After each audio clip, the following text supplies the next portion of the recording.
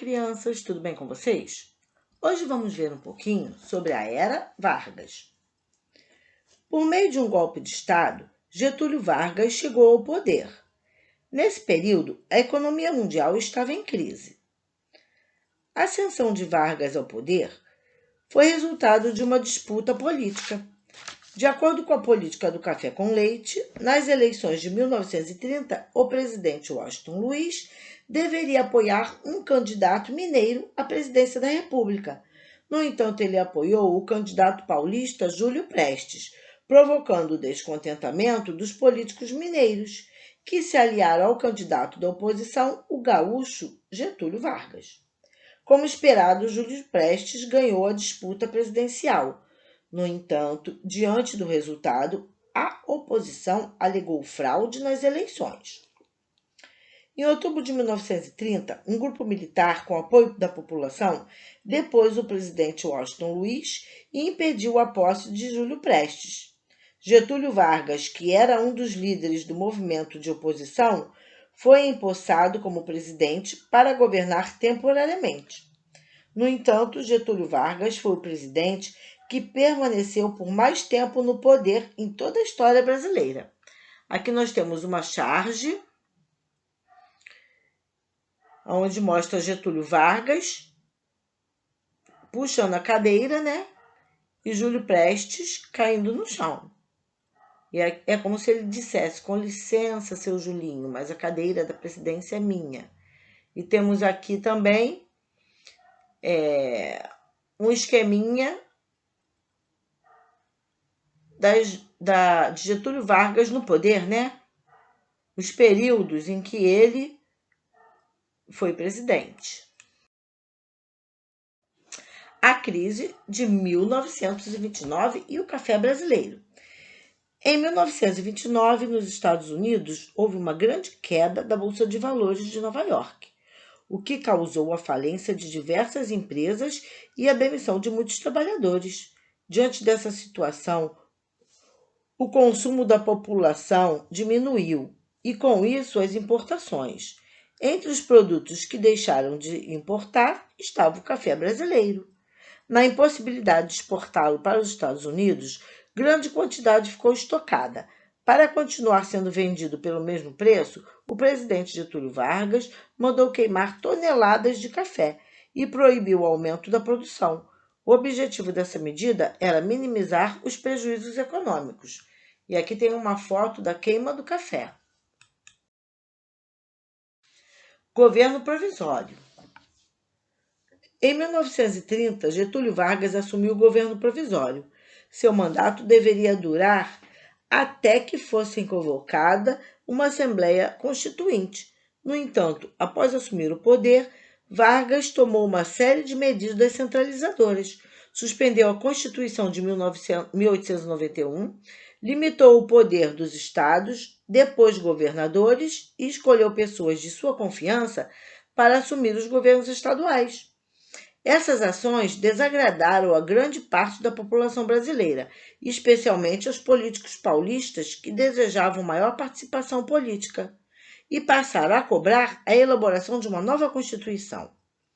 Em resposta às medidas de Vargas, em julho de 1932, teve início em São Paulo um movimento denominado Revolução Constitucionalista, que tinha como principais objetivos destituir Getúlio Vargas do poder e criar uma nova Constituição. Aqui nós temos uma foto da passeata que foi realizada na época, tá? Com a bandeira revolucionária. O papel político-social da mulher. As lutas feministas por direitos civis e democráticos começaram na segunda metade do século XVIII, com reivindicações por direito ao voto, ao divórcio, à educação e à igualdade de condições de trabalho e de salário. A Nova Zelândia foi o primeiro país em que as mulheres conquistaram o direito de voto, em 1893. No Brasil, com a Constituição de 1934, as mulheres obtiveram o direito ao voto e também passaram a ter o direito de se candidatar. A primeira mulher a participar da política brasileira foi Carlota Queiroz, eleita deputada federal em 1934. Carlota era pedagoga e médica e foi responsável pela elaboração do primeiro projeto para a criação de serviços sociais no Brasil. Olha ela aqui e a foto dela. Outra mulher que se destacou na política brasileira no início do século XX foi a bióloga e advogada Berta. Ela foi a idealizadora da legislação relacionada ao trabalho feminino, que garantiu, entre outras coisas, o direito à licença-maternidade e também regulamentou o trabalho das pessoas menores de idade. Apesar das mulheres participarem da política brasileira desde o século XX, foi somente no século XXI, no ano de 2011, que o Brasil elegeu a primeira mulher presidente da República, que foi Dilma Rousseff. Estado Novo. A Constituição de 1934 determinava que o mandato do presidente seria de 4 anos, sem possibilidade de concorrer à reeleição.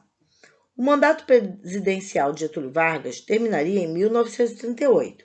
Porém, em 1937, os aliados de Vargas afirmaram ter descoberto um plano dos opositores do governo, que promovia incêndios em prédios públicos, saques, atentados contra autoridades e uma greve geral. Em 10 de novembro de 1937, Vargas fechou o Congresso Nacional, mandou prender os adversários políticos e anunciou uma nova Constituição, que dava amplos poderes a ele como presidente do país.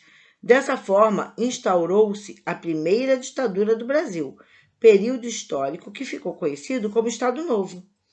A partir de 1937, o governo ditatorial de Vargas elaborou uma nova Constituição, que extinguiu os partidos políticos, acabou com a liberdade de imprensa, decretou o fim da autonomia dos estados e possibilitou que o presidente governasse com leis impostas, os decretos-lei. Também foram suspensas as eleições, proibidas as greves e qualquer tipo de manifestação contrária ao governo. Getúlio decretou direitos trabalhistas para ganhar o apoio da população, ficando assim conhecido como pai dos pobres. Esses direitos foram salário mínimo, limite da carga horária diária de trabalho de 8 horas, descanso semanal remunerado, carteira de trabalho, aposentadoria e férias anuais. Aqui está Getúlio Vargas. Departamento de Imprensa e Propaganda. Para garantir que a imprensa não divulgasse informações contrárias aos interesses do governo, durante o Estado Novo foi criado o DIP. Esse órgão governamental tinha a responsabilidade de fiscalizar jornais, revistas, rádios, cinemas, teatro, literatura e qualquer outra manifestação cultural. O DIP também produzia textos, documentários, cartazes, cartilhas escolares e outros mecanismos de comunicação que enalteciam o presidente e promoviam manifestações e festas cívicas, sempre destacando a imagem do presidente em cartazes como este aqui. Da prensa à imprensa.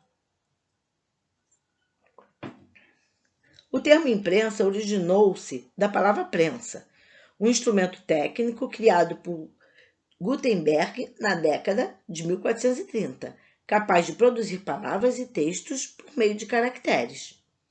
Na atualidade, a palavra imprensa representa as instituições de divulgação de notícias e opiniões como jornais e revistas. Quando foi criada, a prensa proporcionou grandes mudanças sociais.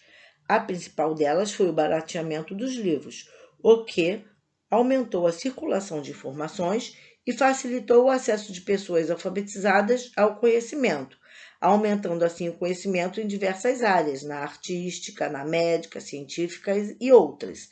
Hoje em dia, na atualidade, surgiram novas formas de obter e compartilhar informações. Além dos materiais impressos, podemos nos informar por meio de vídeos, gravações em áudios, entre outros.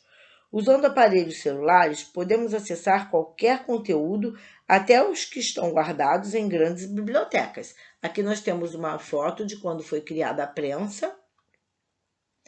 E aqui uma de uma biblioteca da atualidade, onde crianças estão fazendo pesquisas pelo tablet. O fim do Estado Novo.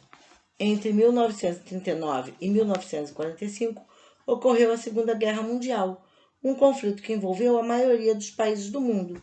De um lado estavam os aliados, Estados Unidos, Inglaterra e Rússia, do outro os oponentes, chamado Eixo, Alemanha, Itália e Japão. O Brasil entrou na guerra em 1942, apoiando os aliados. No entanto, a luta contra regimes autoritários fez aumentar no Brasil a oposição a Getúlio Vargas e seu governo ditatorial. Diante da pressão popular, Vargas tomou algumas atitudes. Convocou eleições para dezembro de 1945, reorganizou os partidos, anistiou presos políticos e extinguiu o DIP. Mesmo enfrentando oposições de parte da sociedade, o presidente ainda contava com grande prestígio e apoio da população, tanto que ganhou força ao movimento popular denominado queremismo, Queremos Getúlio, que defendia sua continuidade no poder. Alguns políticos e chefes militares opositores viram nesse movimento uma nova tentativa de golpe e, em 29 de outubro, depuseram Vargas da presidência da República. O presidente do Supremo Tribunal Federal, José Linhares, assumiu provisoriamente o governo até as eleições, em 2 de dezembro de 1945. Era o fim do Estado Novo. Aqui está uma foto do queremismo. Eu espero que vocês tenham gostado do vídeo. Beijinhos e até o próximo vídeo.